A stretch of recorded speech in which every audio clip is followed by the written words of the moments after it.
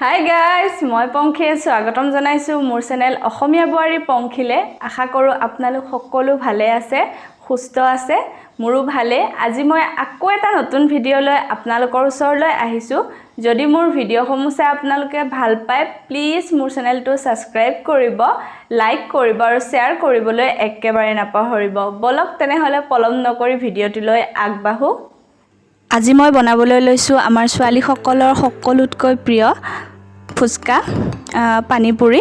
তাৰ কাৰণে মই লৈছোঁ মোটা যিটো চুজি আহে সেয়া লৈছোঁ মই 1.5 কাপ। আৰু আপোনালোকে মিহি চুজিটোৰ ব্যৱহাৰ নকৰিব, পাৰিলে ডাঙৰ চুজিটোৰ ব্যৱহাৰ কৰিব। আৰু তাৰপিছত লৈছোঁ মই ডাঙৰ চামুচেৰে 3 চামুচ ময়দা।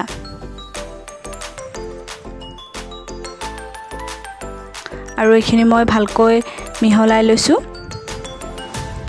এতিয়া লৈছোঁ মই ৰিফাইন অইল লৈছোঁ মই 2 চামুচ। আৰু এইখিনি মই ভালকৈ মিক্স কৰি ল'ম। তাৰ পাছত লৈছোঁ মই পানী, আৰু পানীটো দিওঁতে সদায় সাৱধান হ'ব। আৰু মই একেবাৰে উতলি থকা গৰম পানী লৈছোঁ। ফুচকা বনালে তেনেকৈ উতলি থকা গৰম পানীয়ে ব্যৱহাৰ কৰিব। আৰু এইখিনি চাওক, মই লাহে লাহে আটা যেনেকৈ মঠে তেনেদৰে মঠি লৈছোঁ। একেবাৰে কোমলো হ'ব নালাগিব আৰু একেবাৰে ডাঠো হ'ব নালাগিব। এয়া চাওক, মোৰ মঠা হৈ গৈছে। এতিয়া এইখিনি মই 10 পৰা 20 মিনিটৰ কাৰণে এইখিনি ঢাকি ৰাখিম। এয়া চাওক, 10 পৰা 20 মিনিটৰ পাছত মই আকৌ অকণমান মঠি লৈছোঁ। এনেকৈ 3টা ডাঙৰ ডাঙৰ ডো বনাই ল'লোঁ।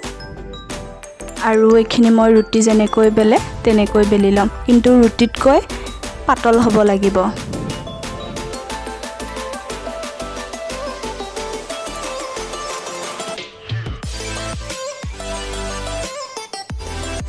আৰু এয়া মই কাটি লৈছোঁ, ফুচকাৰ আকাৰ দি লৈছোঁ।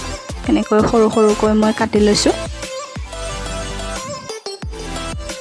মই একেবাৰে সহজভাৱে আপোনালোকক বনাই দেখুৱাইছোঁ। আৰু মই যেনেকৈ বনাই দেখুৱাইছোঁ তেনেকৈ যদি আপোনালোকে বনায় তেতিয়াহ'লে আপোনালোকৰ ফুচকা নিশ্চয় ফুলিব আৰু যেনেকৈ দোকানত দিয়ে তেনেকুৱাই হ'ব। কেৰাহীটো গৰম হোৱাৰ লগে লগে মই ইয়াতে ৰিফাইন তেল ব্যৱহাৰ কৰিছোঁ। আৰু তেলৰ পৰিমাণটো অকণমান বঢ়াই দিব, যাতে ফুচকাকেইটা দিয়াৰ লগে লগে ডুব খাই যায়। আৰু মই এনেকৈ অকণমান সৰু এটা দি পেলাই চাই লৈছোঁ তেলখিনি ভালকৈ গৰম হৈছে নে নাই। আৰু আপোনালোকে এটা কথা মন কৰিব, ফুচকা যেতিয়া বনোৱা হয় তেতিয়া তেলটো একদম গৰম হ'ব লাগিব। আৰু চাওক, ফুচকাটো ইমান পাতলকৈ কৰি ল'ব, তেতিয়া ধুনীয়াকৈ ফুলি আহিব।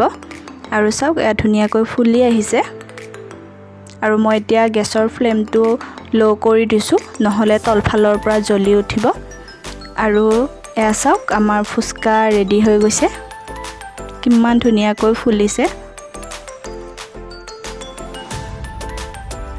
আৰু মই বাকীখিনিও এনেকৈ বনাই ল'লোঁ। মই যেনেকৈ বনাই দেখুৱাইছোঁ তেনেকৈ যদি বনায়, আপোনালোকৰ ফুচকা নিশ্চয় ফুলিব আৰু ধুনীয়া ক্ৰিস্পি হ'ব।